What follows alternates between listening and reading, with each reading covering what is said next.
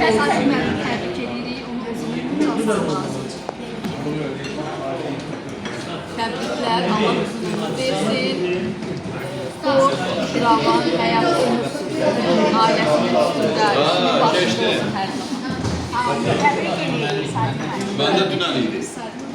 Müəllim, sizdən xoş sözləriniz. Mən də Sadiq müəllimi təbrik edirəm, can sağlığı arzulayıram. Özünüz bilirsiniz ki, mən 4 saat yəyən deyiləm. Sizin xətrinizdədir, yoxsa bunu da doldurarsan.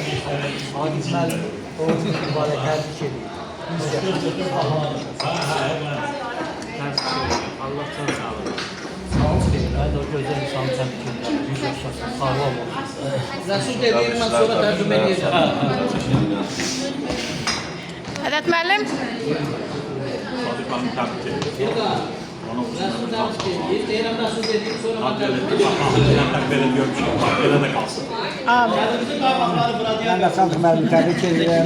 100 yaşasın, sağlam yaşasın, uzun ömür can sağlığı arzulayıram. deyir nişanda kimi deyir kəndə qabaqları.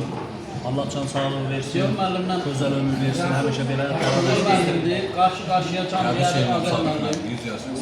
Ben mənim kendim Tabii ki de. Sevda müəllimə, dayandır necə? Allah can sağlığı versin. Evet. Can sağlığı, 100 yaşasın. Mən də təbrik edirəm, 100 yaşasın. Balaların, subay balaların toyuna gedək. Amin. Can sağlığı. Sadiq müəllim 100 yaşa, can sağlığı. Can sağlığı. Gözlerden de Sadiq müəllim təbrik edir.